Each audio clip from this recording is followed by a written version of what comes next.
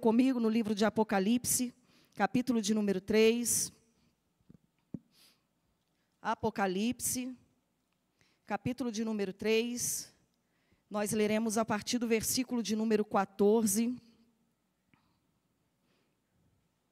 Enquanto você localiza o texto sagrado, você vai me ajudar a ministrar essa palavra e vai dizer assim para a pessoa que está próximo de você: neste lugar não tem propaganda enganosa. Isso, muito obrigado por me ajudar nessa mensagem. Apocalipse, capítulo de número 3, versículo de número 14, mesmo assentados, o texto sagrado diz assim: E ao anjo da igreja que está em Laodiceia escreve: Isto diz o Amém, a testemunha fiel e verdadeira, o princípio da criação de Deus. Eu sei as tuas obras, que nem és frio, nem quente. Tomara que foras frio ou quente. Assim, porque és morno, e não és frio nem quente, vomitar-te-ei da minha boca. Como dizes, rico sou, e estou enriquecido, e de nada tenho falta, e não sabe que és um desgraçado, e miserável, e pobre, e cego, e nu. Aconselho-te que de mim compres ouro provado no fogo, para que te enriqueças, e vestes brancas para que te vistas, e não apareça a vergonha da tua nudez, e que unjas os olhos com colírio, para que vejas. Eu repreendo e castigo a todos quantos amo. Sê, pois, zeloso e arrepende-te. Eis que estou à porta e bato. Se alguém ouvir a minha voz e ouvir, e abrir a porta, entrarei em sua casa, e com ele cearei, e ele comigo. Ao que vencer, lhe concederei que se assente comigo no meu trono, assim como eu venci, e me assentei com meu Pai no seu trono. Quem tem ouvidos, ouça o que o Espírito diz às igrejas. Meus irmãos e minhas irmãs, o capítulo de número 3 de Efésios, só uma retrospectiva antes. Muitas vezes, geralmente, na grande maioria das vezes, nós viemos para a casa de Deus, né, especialmente no cumprimento do protocolo de nossas reuniões litúrgicas e rotineiras. Nós sempre viemos para a casa de Deus esperando de Deus uma resposta, esperando de Deus um milagre, esperando sermos acessados, né, pela graça de Deus, pela palavra de Deus que é poderosa, em alguma área específica das nossas vidas. Mas a palavra que eu trago nessa noite, ela não é uma palavra que vai te provocar algum êxtase, é uma palavra de confronto, é uma palavra de exortação. E vai por mim. Mais vale um confronto que te move do que um afago ou um conforto que te mantém numa situação confortável, que não que não venha promover a sua vida espiritual. O Espírito Santo de Deus deseja intensamente promover a vida espiritual da igreja neste lugar. O Espírito da graça deseja que você tenha uma vida espiritual promovida, evoluída, que progrida cada vez mais para a glória de Deus. E ainda que Apocalipse de número 3, a porção bíblica que nós lemos, a carta de Jesus a Laodiceia, ela seja regada de correções, ela não é uma palavra punitiva, nós precisamos compreender isso. Deus não está punindo a sua igreja, Ele está corrigindo a sua igreja. E junto com essa correção, há também uma declaração de amor. Essa noite eu vim aqui dizer a você, fazendo uso da palavra de Deus, que Ele te ama. Há uma declaração de amor por detrás desse texto, quando nós lemos que o Senhor corrige a todos quanto amam. Há uma declaração de amor. Ele me mandou vir aqui nessa noite. Ele me trouxe aqui nessa noite para te dizer: diga para a minha igreja que eu os amo. Diga para o meu povo que eu os amo. E eu os amo com amor zeloso, com amor fervoroso, com amor cuidadoso. O Senhor te ama. Você acredita nisso? Então glorifica o nome do Senhor. Não fica apático a essa declaração de amor de Deus por sua vida, não. Deus nos ama. E Ele provou isso através do seu Filho amado Jesus Cristo. Só que nós não somos capazes de corresponder a esse amor à altura. Não somos. Livro de Apocalipse, capítulo de número 2, capítulo de número 3. Jesus escreve às igrejas da Ásia Menor. E Ele vai escrever a Éfeso, a Esmirna, a Tiatira, a Pérgamo, a Sardes, a Filadélfia e a Laodiceia. Todas essas igrejas que recebem cartas reveladas a João na ilha de Pátimo, da parte de Jesus, são igrejas que representam a igreja de todos os tempos. As cartas não foram direcionadas apenas para um público específico em uma localização geográfica. As cartas de Jesus são direcionadas às igrejas de todos os tempos. Então, todas essas igrejas acompanham a linha do tempo da igreja e o modo como nesses 2025 anos, a igreja de Jesus vem se desenvolvendo, vem desempenhando as obras que nos foi confiada quando a igreja foi erguida sobre a rocha firme que é Jesus. E ao longo do tempo, nós vamos perceber pelas cartas às igrejas, pelo modo como Jesus, ele traz relatório das observações que ele faz, do conhecimento que ele tem sobre cada uma dessas igrejas, nós vamos perceber que ao longo do tempo, sofremos uma série de mutações, uma série de eventos, que por vezes alterou a essência da igreja, modificou a essência da igreja, com base naquilo que Jesus fez através dos seus discípulos, aquilo que Jesus fez através dos apóstolos no primeiro tempo da igreja de Cristo na terra. E Laodiceia, dentro dessa linha de tempo, ela é a igreja do último tempo. Ela é a última igreja. Diferente das demais igrejas, ela não vai lidar com nenhum inimigo exterior, com nenhum tipo de invasor. Ela não vai lidar com perseguições, ela não está lidando com martírios, ela não está lidando com demônios, ela não tem a sinagoga de Satanás dentro da igreja, ela não tem oposições, não. A igreja em Laodiceia é uma igreja que não tem inimigos exteriores. Mas pasmem em saber, as obras dessa igreja de Laodiceia, qual nós vamos referenciar e nos identificarmos nessa noite, ainda que ela não lide com guerras espirituais, ainda que ela não lide com perseguições, ainda que ela não tenha questões morais para serem corrigidas dentro da igreja, as obras dessa igreja foram reprovadas por Jesus.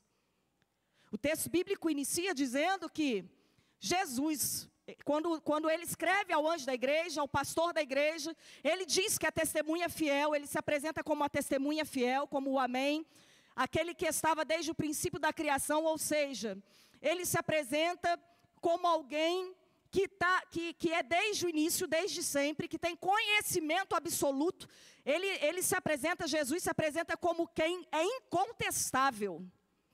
Ninguém pode contestar o conhecimento que Jesus tem de você.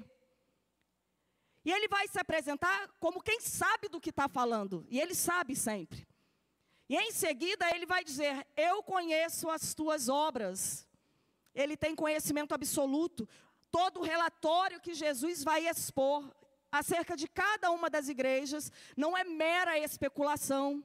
Ele não tem uma fonte exterior que lhe informa acerca das condutas da sua igreja. Ele está observando.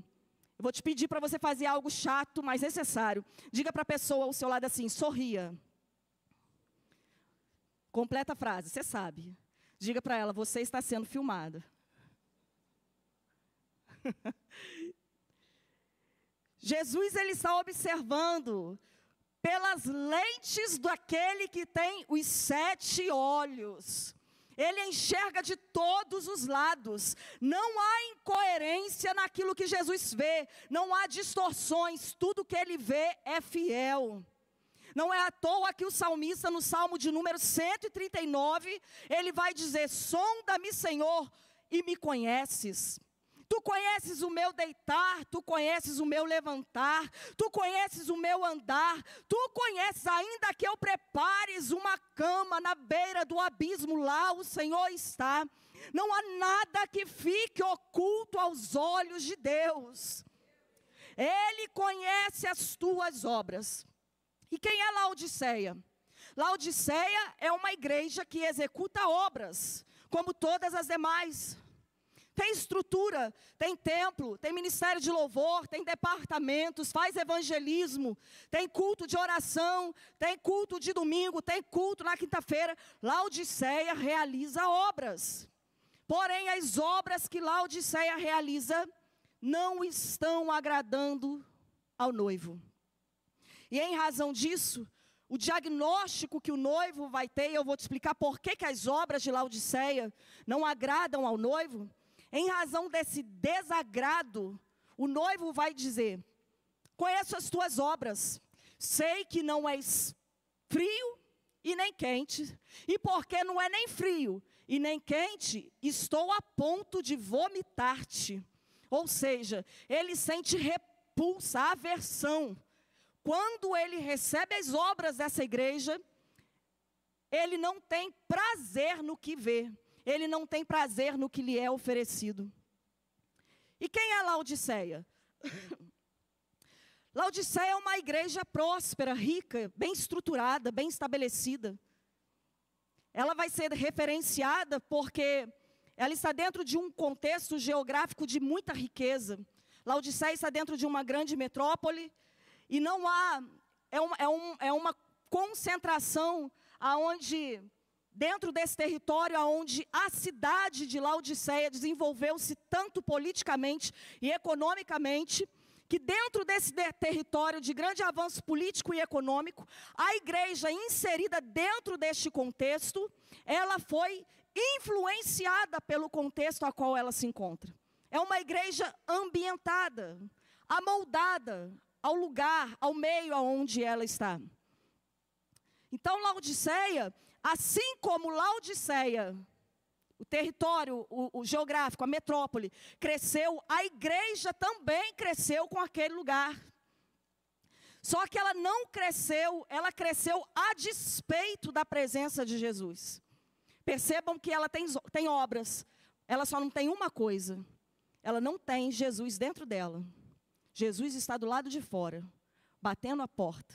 É uma igreja que tem obras. É uma igreja que canta louvores, é uma igreja que faz reuniões, é uma igreja que tem escola dominical, é uma igreja que faz evangelismo, é uma igreja que tem culto, mas não tem dentro dela a presença de Jesus. Jesus está do lado de fora, ele está batendo a porta, ele deseja entrar neste lugar. É uma igreja que realiza obras supostamente para o rei, mas não tem o rei entronizado no meio dos louvores do seu povo. E ele agora está do lado de fora, batendo a porta, querendo ter comunhão com essa igreja, querendo ter relacionamento, intimidade com este povo. E é isso que me chama muito a atenção. É nisso que a graça, ela me deixa extasiada, ela me deixa de boca aberta, porque para além dela ser maravilhosa, ela é um escândalo. Porque que Jesus, mesmo estando diante de um povo a qual as obras deste povo não lhe agrada, ele ainda tem interesse em relacionar-se com este povo. Isso é obra da graça, e a graça não se explica. A graça se recepciona, a graça se acolhe, a graça se recebe, a graça se sente, se vive. E é o que Jesus está propondo para nós aqui nesta noite. É o que a palavra de Deus veio trazer para a igreja nessa noite.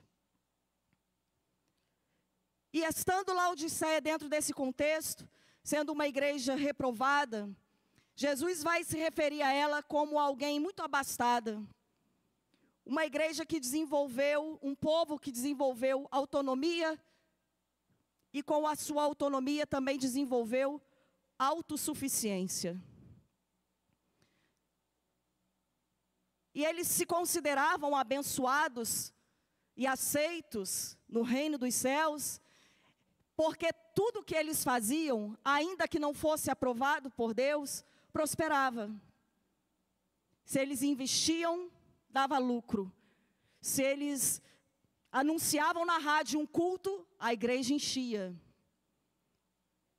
Só que, ainda assim, Jesus os reprova, Jesus não aceita a sua adoração, e vai se referir a eles, dizendo a eles a seguinte frase: vocês acham que são grande coisa, ou que têm grande coisa, porque têm prosperado financeiramente? Eu estou parafraseando, obviamente, mas Jesus vai se referir a eles da seguinte forma: vocês dizem, sou rico, estou enriquecido, mas olha como que Jesus os enxerga. Para mim, vocês são desgraçados, porque a presença dele não está ali no meio. São miseráveis, porque não têm o Espírito Santo. São pobres, são cegos, são nu, porque espiritualmente falando são vulneráveis. Geralmente, uma pessoa nessa condição, nós consideramos socialmente vulneráveis. Agora, nós estamos falando de um ambiente espiritual. Nós estamos falando de pessoas espirituais, ou que deveriam ser espirituais, que estão vulneráveis, porque não têm comunhão com Deus, porque não têm a presença bendita do Espírito Santo. Então, Laodiceia, enquanto igreja, ela é um desastre. Mas a palavra de Jesus para essa igreja, como a igreja num todo é um desastre, Jesus decide falar individualmente com aqueles que congregam naquele ambiente. E ao invés de ele dirigir uma palavra coletiva, ele está falando aos ouvidos de alguém. Você consegue entender isso? Nem todos que aqui estão vão entender qual é a mensagem dessa noite, mas aqueles que se colocam diante da palavra de Deus vão estar com seus ouvidos aguçados. E o texto bíblico diz: aquele que tem ouvidos ouça, porque o Espírito de Deus está falando com a sua igreja nesta noite, com os membros do seu corpo nesta noite. Aleluia. Reprovada. E o que é que causa repulsa em Jesus? O fato de ela ser morna. Como Laodiceia é uma grande metrópole que está localizada entre outras duas grandes metrópoles, uma delas, Hierápolis, que produzia águas frias, se eu não me engano, e Colossos, que produzia água quente. As águas frias refrescavam os seus turistas, e as águas quentes eram águas medicinais. Só que Laodiceia está entre essas duas cidades, então quando as águas passam pelos dutos dessa cidade, elas se encontram e elas se tornam água mornas dentro de Laodiceia. E precisava receber um tratamento especial para que ela pudesse ser utilizada pelos seus moradores. Eu não sei você, mas eu aprecio muito Coca-Cola. Você já tomou Coca-Cola quente? Ou você já tomou, dizem que se você tomar um copo de água morna com vinagre, limão, mais não sei o quê, emagrece, né? Faz a pessoa perder peso. Quem aqui já tomou água morna para sentir o prazer de se tomar uma água morna? E Jesus vai usar o elemento de que é natural para aquele povo, dentro daquele contexto, para que eles possam compreender qual é a visão que o céu tem a respeito deles. Jesus está dizendo: para mim vocês são intragáveis. Eu reprovo as suas obras. Eu não consigo digerir. Eu não recebo a adoração. Eu não recebo as obras que realizam. Não está legal. Ele está reprovando. Ele está reprovando. Porque Laodiceia tem uma visão distorcida de si mesma. Ela se sente autossuficiente, ela é altiva, ela é arrogante, ela é vaidosa. E a palavra de Deus diz que do vaidoso ou do soberbo, Deus conhece de longe, ou seja, Ele reconhece de longe e não quer ter aproximação, não quer ter comunhão. Só que nós estamos falando da igreja de Jesus, a noiva, lavada e remida pelo sangue do Cordeiro. E é sobre essa igreja que os olhos de Jesus estão voltados nessa noite. Ele está passando um raio-x e ele está vendo as coisas como elas realmente são. Ele está compreendendo, ou melhor, ele está analisando as coisas como elas realmente são. Não apenas para que a sua fé ou a sua espiritualidade seja exposta, mas para que você, tendo fé, possa compreender como a sua fé deve ser vivida em Jesus, para que as obras que você realiza nele sejam também por eles aceitas. Mas para além disso, nós vamos aprender que tanto quanto Ele deseja receber de você as suas obras, Ele deseja estar em plena comunhão com você. O sangue de Jesus nos limpou, nos lavou, nos purificou, nos resgatou, não para que nós sejamos o negócio dEle, não para que nós fiquemos simplesmente realizando coisas para Ele, mas para que a graça possa nos reconciliar com Deus o Pai, para que haja relacionamento entre o noivo e a noiva, para que haja vida, para que haja comunhão, para que haja intimidade, tanto quanto Ele quer as suas obras, Ele quer se relacionar contigo inteiramente. Por isso, nessa noite, a palavra que eu trago, e eu quero ser bem objetiva e não cansativa, é para que você possa se apropriar da proposta que o céu está nos expondo nessa noite. Para viver um novo tempo na sua relação com Deus, na sua relação com Cristo, na sua relação com o Espírito Santo. Tem uma proposta do céu aqui para nós nessa noite. Ele veio fazer negócio com você. Ele veio tratar particularidades com você, individualmente. Veio lhe oferecer meios e mecanismos de fazer correções eficazes em sua vida, para que a sua fé seja vivida não apenas de forma religiosa, não apenas de forma mecânica, mas de forma revelada, intensa, fervorosa, entusiasmada e, acima de tudo, intimamente com o noivo. Aleluia! Eu trago uma proposta para um novo tempo, para você que é a igreja. E entenda isso, que o sermão, a palavra, a carta aqui não foi entregue ao ímpio, não foi entregue ao novo convertido, foi entregue aos congregados, à igreja, aqueles que já tomaram uma decisão de fé, já levantaram as suas mãos e disseram sim para Jesus. Ele vem com uma proposta para mim e para você nessa noite, para que seja reavaliada a nossa conduta, a nossa fé, e tenhamos vida espiritual abundante nele. É preciso livrarmos-nos da apatia espiritual, porque a mornidão fala exatamente disso, fala de um estado de apatia. E deixa-me te explicar rapidamente o que isso quer dizer. Quando se fala de uma fé quente ou fervorosa, nós estamos falando de algo que evoluiu, que progrediu. É por isso que Jesus diz: antes a sua fé fosse quente. Quando fala-se de uma fé fria, e não é o ideal, mas é o menos pior do que uma fé morna, nós estamos falando de uma fé que ela foi experimentada, mas ela não houve crescimento, não houve evolução. E quando fala-se de uma fé morna, nós estamos falando de um estado espiritual que ou progrediu e retrocedeu, porque o morno é isso, ou é o quente esfriando, ou é o frio que aqueceu, mas não ferveu.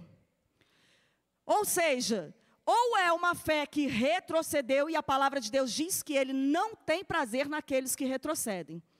Ou seja, não avançou, não vingou, não foi longe demais. Ou foi longe demais, mas a inconstância fez com que retrocedesse, voltasse para trás. É claro, né? Voltar para frente fica difícil. Não evoluiu. E como que nós podemos aplicar isso? Em que sentido que nós podemos aplicar isso?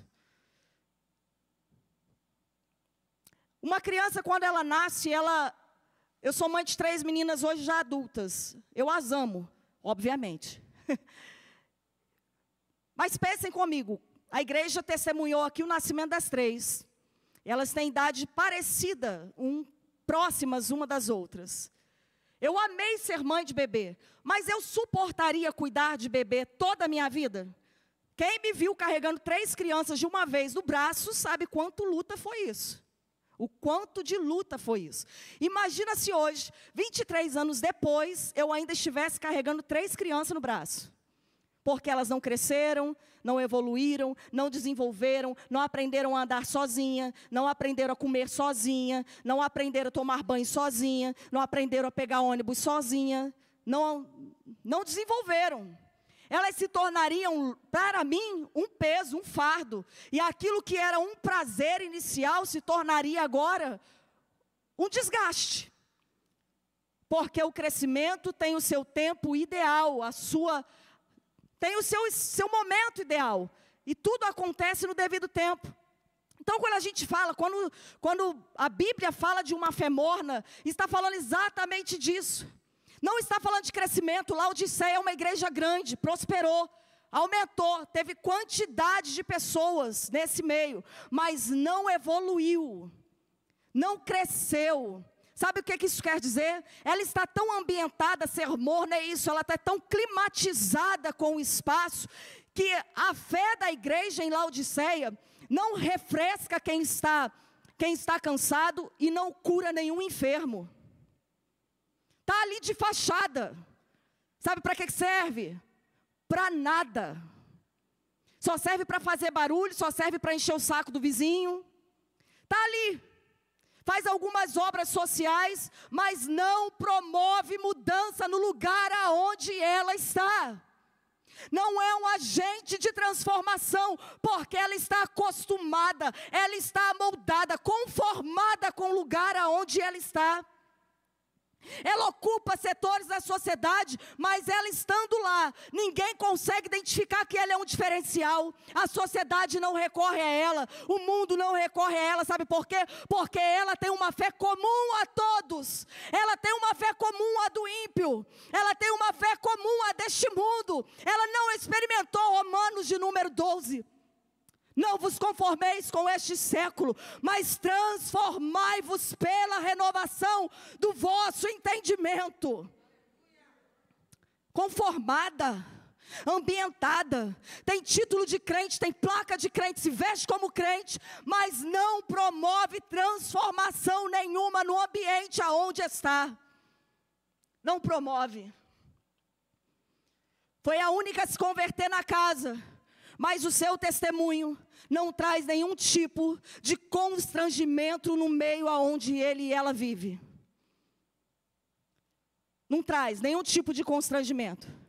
Aceitou Jesus, levantou a mão para os céus, recebeu a obra da graça, simpatizou-se com a fé evangélica, mas não houve nada que evidenciasse qual foi a obra que Jesus fez na vida dela. Sabe ir na igreja, sabe sentar no culto, sabe até cantar louvores, sabe orar Pai Nosso, mas não sabe dar testemunho de Jesus. Está conformada, ambientada, tudo se tornou normal, nada mais se modifica.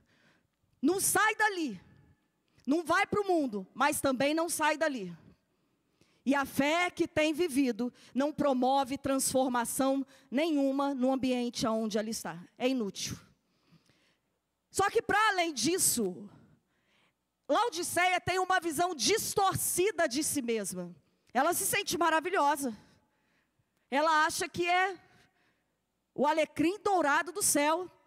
Porque quanto mais ela prospera, quanto mais ela ganha, quanto maior é o lucro dela, quanto mais ela consegue adquirir, quanto mais ela consegue comprar, mais ela se sente abençoada e aprovada por Deus. Essa é Laodiceia. Só que a palavra de Deus vem para corrigir essa visão.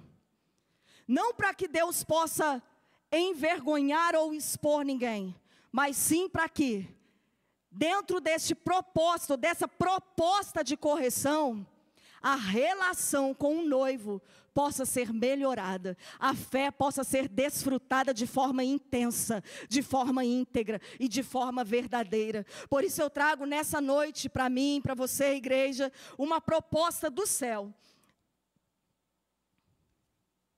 para que possamos viver um novo tempo como igreja de Jesus.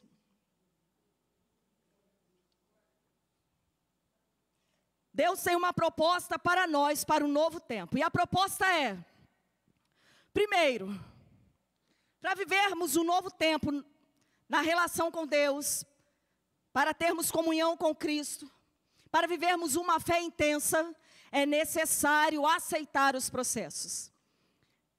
Jesus, depois de identificar e expor a real situação e realidade espiritual da igreja, ele vai propor meios de melhorar e corrigir o estado espiritual da igreja e de corrigir a relação da noiva também com o noivo. Então ele vai propor para ela fogo. E ele, quando eu leio isso, ele vai dizer: eu proponho que adquiras de mim, ou seja, pague o preço, o devido valor,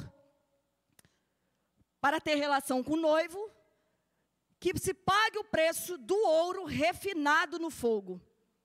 Quando eu leio Jesus trazendo o fogo para dentro desse cenário, para dentro dessa proposta, eu entendo que ele está dizendo para a igreja: olha, aceite os processos. E o que o fogo tem a ver com o processo? Ele diz que é preciso comprar dele ouro refinado no fogo. Como ele está falando com um público em que a linguagem desse público é uma linguagem rebuscada, uma linguagem extremamente monetária, ele vai utilizar-se de elementos que vão trazer entendimento à igreja de Laodiceia. Mas eu vou contextualizar, porque essa não é a nossa realidade literal, né? Não é a nossa realidade literal, mas existe algo que se aplica às nossas vidas como igreja, e você precisa estar bastante atento a isso. E ele vai dizer: aceite os processos. Por que compre ouro refinado no fogo? Por que eu falo de aceitar os processos? O ouro é um metal encontrado na natureza, e ele está misturado a outros metais. Então, quando o garimpeiro encontra ouro, ele vem misturado com outros metais, prata, bronze, outras sujeiras e outros limos da terra. Para que possa ser legitimado, para que possa ser atestado que aquele achado de fato é ouro, ele precisa ser submetido ao fogo. E o fogo vai separar o que é metal do que é ouro. E aí, uma vez que o fogo faz essa seleção entre metal, outros metais e o ouro, fica comprovado que aquilo que foi garimpado na terra é de fato ouro. Eu não sei se você sabe, mas você veio do pó da terra. Nós fomos feitos do pó da terra. E ainda que originalmente não tenhamos sido misturados, não tenha havido outras misturas com outros conteúdos quando Deus nos formou, o pecado nos tornou caído. O pecado nos misturou, aquilo que era puro, aquilo que era verdadeiro se tornou misturado. E aí João, ele muito bem disse, quando falava de Jesus, como precursor de Jesus, ele disse: eu vos batizo com água para a purificação dos pecados, mas vem aquele que vos batizará com o Espírito Santo e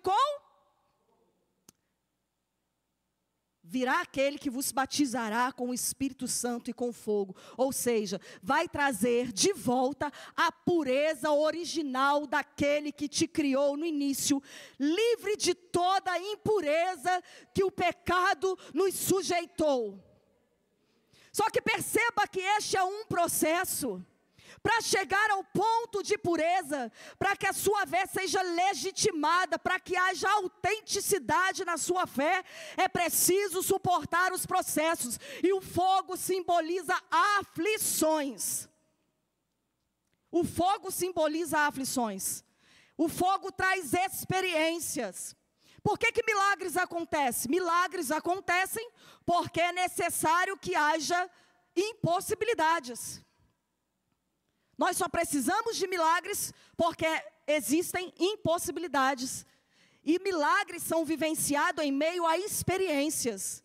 O que Deus está falando, o que a palavra de Deus está nos dizendo nesta noite, é que a nossa fé, ela se torna intensa quando nós vivenciamos ela em meio a experiências de vida.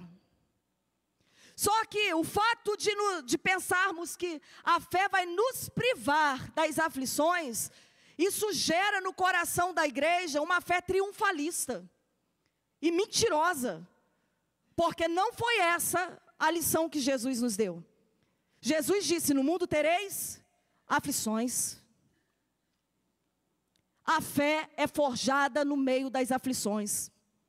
E quando nós não aceitamos as aflições, nós negligenciamos, ou melhor, nós deixamos de experienciar momentos que vão legitimar a nossa fé. Romanos capítulo de número 5, 3 diz: também nos gloriamos nas tribulações, porque aprendemos que a tribulação produz perseverança, processo. A perseverança produz caráter aprovado. O caráter aprovado produz confiança. A confiança não nos decepciona, porque Deus derramou o seu amor em nossos corações, por meio do Espírito Santo que Ele mesmo nos outorgou. Experiências. É preciso estarmos submetidos dia após dia às experiências que vão legitimar a nossa fé. Se você tem vivido uma fé que não te conduz a dificuldades, a desertos, a inquietações, a ansiedades, a dúvidas, a medos, sinto te dizer que é capaz que você já esteja vivendo no céu, o céu já chegou para você, ou você está vivendo em Nárnia, achando que está vivendo uma fé legítima. Por que eu falo de aceitar os processos? Porque Jesus fez uma obra linda na nossa vida, isso é fato. Mas muitos de nós temos dificuldade de aceitar quando nós entramos no vale da sombra da morte. Quando o desemprego chega, quando a depressão vem, quando o luto inesperadamente aparece. Há momentos da nossa vida em que nós vamos experimentar dor. E o que a palavra de Deus está dizendo é: não fuja destes momentos, porque é em meio ao fogo da aflição que Deus experimenta a nossa fé e prova que Ele é Deus na minha e na sua vida. Porque Deus, Ele não é Deus que desampara os seus. Salmo de número 34 diz: perto está o Senhor dos que têm coração quebrantado e contrito. Muitas são as aflições do justo, mas o Senhor de todas o livra. Processos. Os processos fazem parte da vida do crente.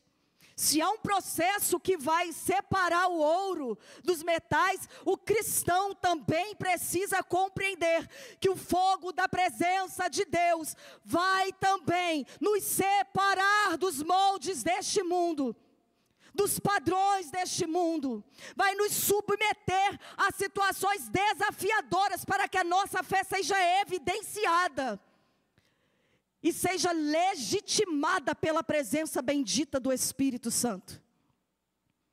Desafios, precisamos aceitar os desafios que atestam a nossa fé e nos permite dar testemunho da glória de Deus. Em seguida, ele vai propor vestes brancas.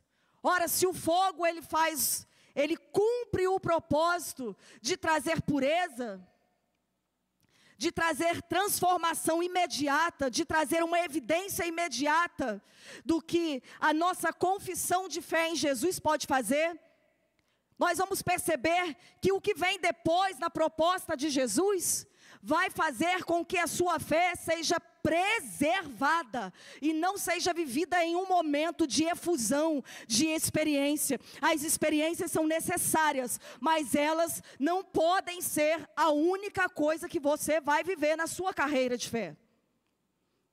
E aí o que Jesus propõe depois é o que vai preservar você depois das experiências, depois dos momentos em que a presença bendita do Espírito Santo de Deus te conduzir a momentos incríveis e a momentos desafiantes.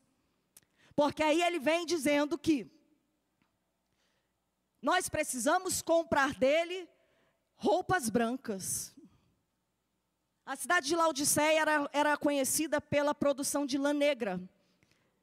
E eles era uma metrópole que se enriquecia com esse negócio.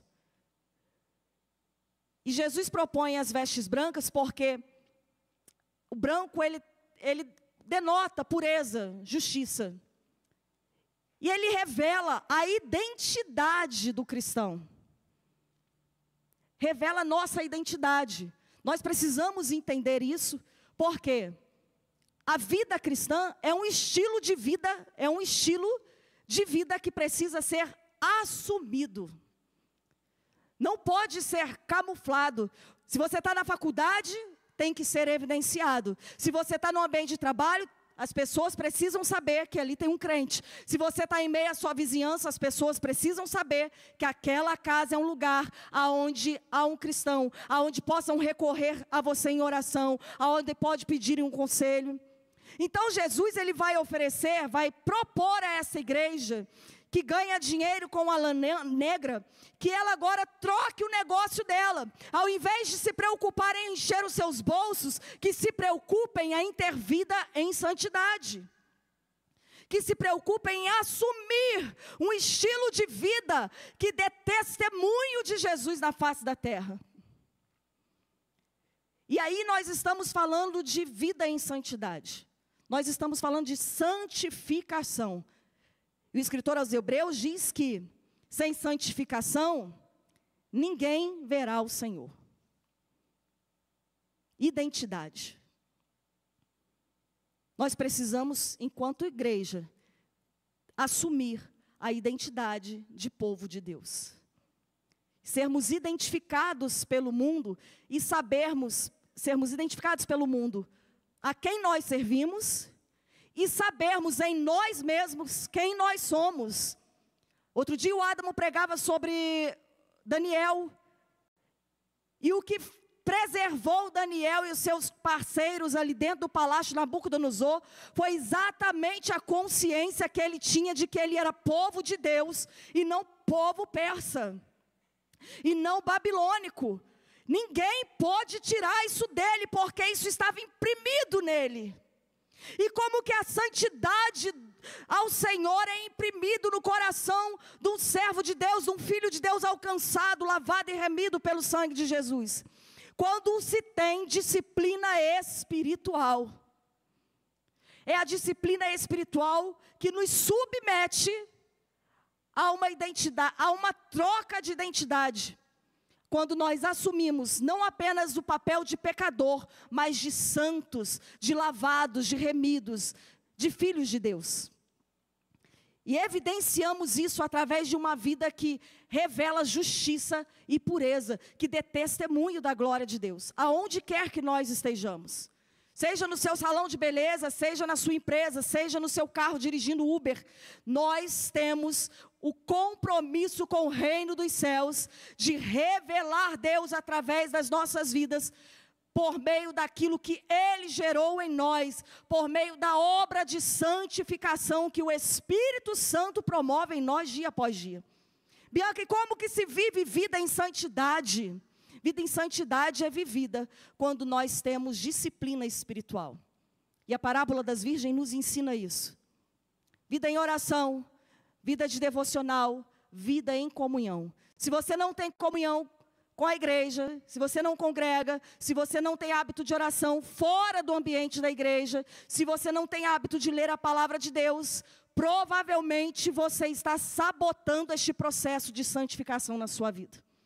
E Jesus vem nos propor nessa noite, olha, passa pelo fogo, pega a roupa limpa, assume a identidade que eu vou colocar colírio nos teus olhos. Para que, Bianca, que Ele quer colocar colírio nos meus olhos? Para que eu não viva em cegueira espiritual. A última proposta de Jesus é sobre autoconhecimento. O que Ele está propondo aqui? Ele está propondo limpar a visão ou curar uma visão adoecida de uma igreja que era capaz de observar a saia curta da menina, a tatuagem da outra, o jeito de andar do outro, mas não tinha capacidade de olhar para si mesmo. E uma igreja que não, um povo que não reconhece as suas próprias mazelas, não tem competência para ter clareza espiritual de como Deus se move na terra naquele tempo. Não tem condição de receber revelação espiritual do alto, aquele que não tem capacidade de reconhecer a sua própria miséria espiritual.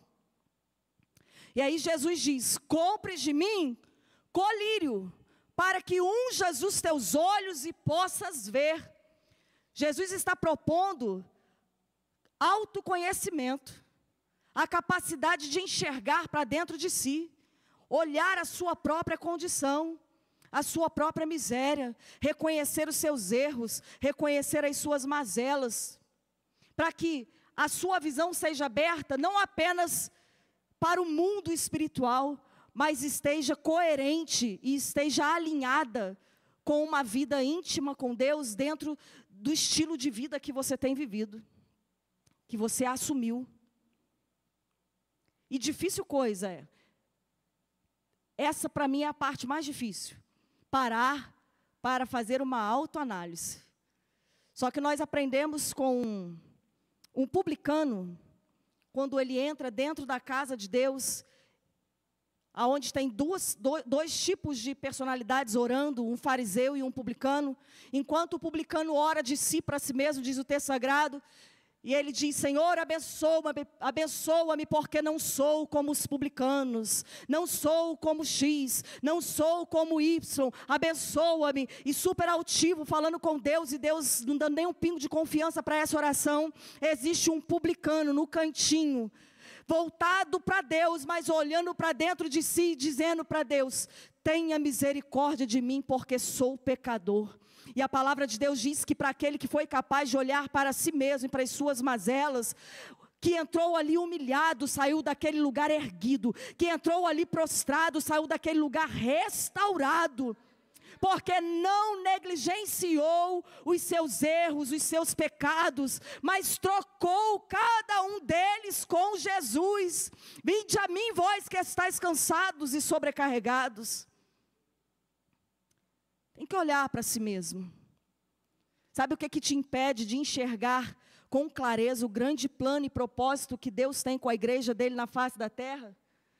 É porque você fica entrando na internet e fica brincando de The King, The Power, fica olhando a vida de outros que não levam a sério a vida com Deus, fica comungando das brincadeiras que há por aí, das zombarias que há por aí contra a igreja de Cristo, quando a palavra de Deus diz que de Deus não se zomba. Nós não conseguiremos ter dimensão de como Deus está se movendo com a igreja dele neste tempo, enquanto ficarmos olhando as mazelas de outros e não formos capazes de enxergar as mazelas que temos cometido nas nossas atitudes diárias, seja nos ambientes que nós convivemos, familiar, social e até mesmo aqui, junto dos nossos irmãos.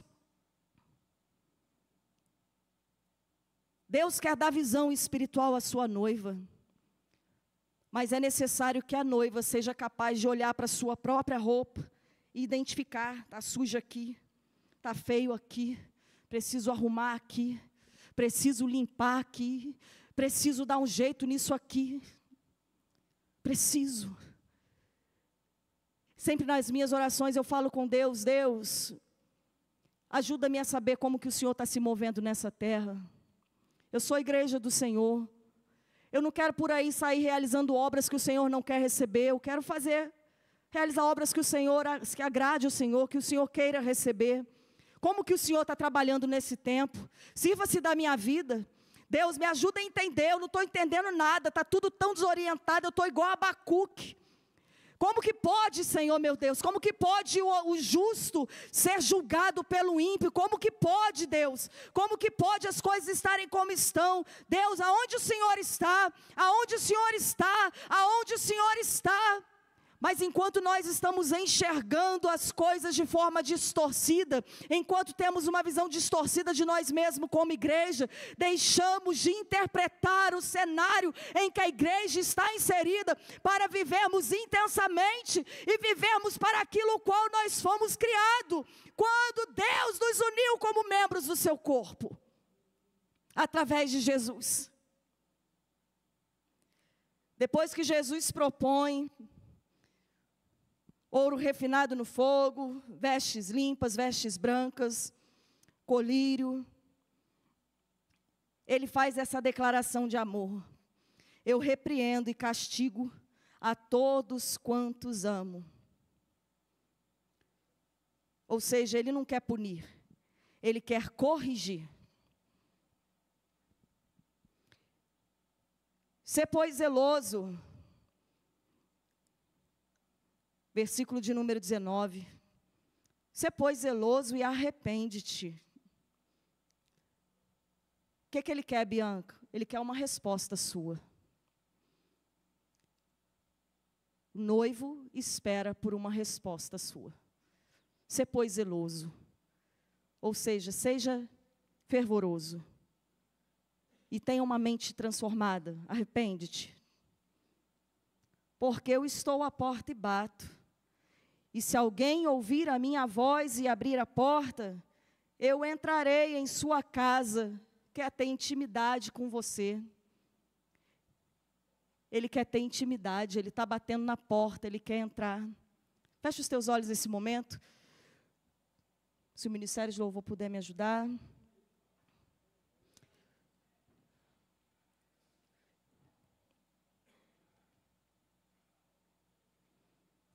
Ele diz: ao que vencer, lhe concederei que se assente comigo. Ele está concedendo poder, autoridade, diante da sua presença. Mas ele diz também que para que nós possamos chegar a um nível tão elevado de poder e autoridade, precisamos vencer. Vencer quem, Bianca? A si mesmo. Não há nenhum inimigo exterior aqui para você vencer nessa noite. Você precisa vencer o seu próprio eu. E foi para isso que o Senhor me trouxe aqui hoje. Não se preocupa não, Paulo viveu esses conflitos, essas guerras entre carne e espírito por muitas vezes. Eu acredito que ele vivenciou essa guerra entre carne e espírito durante todo o exercício do ministério dele. Precisou esmurrar a própria carne, porque o bem que queremos fazer, não fazemos, mas o mal que não queremos, este nós fazemos. Se não houver uma transformação na sua mente, a sua fé vai ser apenas um rito, uma religiosidade sistemática, metodológica, que não promove qualquer transformação espiritual na sua vida, e não faz de você um instrumento útil nas mãos do Senhor. Ouça isso com maturidade. Eu não estou aqui acusando ninguém, não estou aqui apontando dedo para ninguém, porque essa é uma das palavras que eu ministro que mais me desperta temor. E especialmente hoje, esse temor se tornou ainda mais intenso para mim. Nunca consegui pregar essa mensagem de forma em que eu domine a palavra com tanto domínio como eu tenho por outras mensagens que eu já preguei. Porque é muito difícil corrigir quem não é meu filho, quem não é minha filha. Eu sei corrigir quem eu gerei. Quem eu não gerei, eu não sei corrigir. Sei ser dura muitas vezes, mas a correção é para aqueles que foram gerados. Se você foi gerado na fé cristã, entenda que quem está trazendo alguma correção para a sua vida é aquele que te alcançou. Eu sou mera porta-voz dele, só uma porta-voz, é só isso. Quem me ouve pregando sabe que eu sou muito mais entusiasmada do que isso aqui. Mas hoje o Espírito Santo está dizendo: eu vim gerar quebrantamento. Hoje eu não quero barulho, hoje eu quero lágrimas. Lágrimas de arrependimento. Por isso eu quero que você feche os teus olhos. uma guerra que é só sua. Uma guerra que é só sua. Quantas pessoas não pedem oração por sua vida espiritual? Quantas pessoas não desejam viver uma fé, uma vida espiritual intensa, ter experiências com Deus, viver em santidade, ter visão espiritual aberta? E Deus quer te dar tudo isso hoje. Ele está propondo isso hoje. Há uma proposta do céu para o novo tempo, para você viver o melhor tempo da sua fé e na sua relação com Jesus. Mas antes você vai precisar vencer a si mesmo. Sabe por quê? Porque a carne não opera nenhum bem a Deus voluntariamente. A sua carne, ela é natureza caída, amaldiçoada pelo pecado. Porém a graça em Cristo Jesus nos alcançou, e Ele nos entregou o Espírito Santo da promessa, para que nós possamos romper em fé, para que a nossa relação com o Pai seja selada, seja marcada, seja autêntica, seja confirmada, seja reconhecida pelo noivo. Fala com Deus aí. Pode falar baixinho, pode sussurrar, pode chorar, só não fica quieto. Tem algo que você precisa apresentar a Ele. Ele quer o seu arrependimento. Ele quer que você entenda, que você diga para Ele: me perdoa, Senhor, porque muitas vezes eu dou mais valor às coisas deste mundo.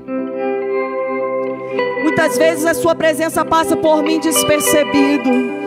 Eu não quero viver uma fé religiosa, eu quero estar em plena comunhão contigo. Senhor, eu quero intimidade. Ele está à porta e bate, e aquele que abrir a porta, Ele entrará. Ele entrará e ceará contigo. Será uma relação recíproca. É uma via de mão dupla. Uma fé vivida para ser intensa e não para ser morosa, apática, frígida, sem vida. Não foi para isso que a graça nos resgatou. Meu Deus, Espírito Santo de Deus, gera em nós lágrimas de arrependimento. Perdoa-nos, Senhor, porque estávamos achando que estamos indo muito bem, mas nesta noite a sua palavra diz que não está bem não. Meu Deus,